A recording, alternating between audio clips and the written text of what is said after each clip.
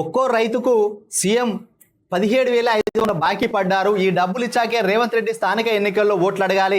రుణమాఫీ, రైతు బంధు, వరికి బోనస్లలో కాంగ్రెస్ మోసం, రైతు మహాధర్నాలో కేటీఆర్. సో మొత్తానికైతే రేవంత్ రెడ్డి పాలన దగా దొంగల రాజ్యం లాగా ఉన్నదని చెప్పి ఇక్కడ రేవంత్ రెడ్డిని ఘాటుగా విమర్శిస్తున్నాడు BRS party working president KTR గారు.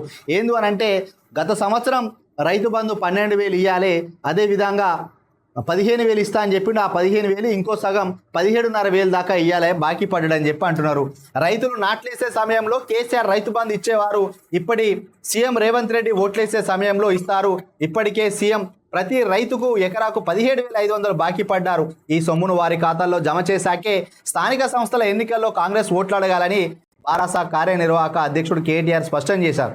మంగళవారం జిల్లా కేంద్రం నల్గొండలోని గడియారం చౌరాస్తాలో రైతు మహాధరణ నిర్వహించారు. సో ఈ సందర్భంగా నల్గొండలో ఉన్న మంత్రులను అదేవిధంగా ఎమ్మెల్యేలను కూడా కేటీఆర్ గారు గట్టిని అరుచుకున్నారు.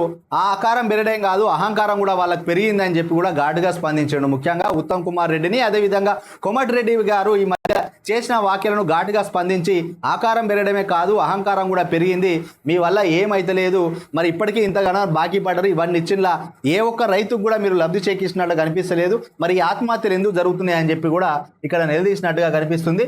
సో ఈ 17,500 ఇవ్వాలని చెప్పి ఇంటింటికి పాంప్లెట్లు వేసి పోస్టర్లు వేస్తా అంటున్నారు. ఈ 17,500 ఇచ్చి అప్పుడు స్థానిక సంస్థల్లో MPTC, ZPTC, sarpanch, ward member, councillor ఎన్నికల్లో మీరు పోటీ చేయాలి, లేదంటే మీకు గుండు 0 సీట్లు వస్తాయని చెప్పి అంటున్నారు ఇక్కడ.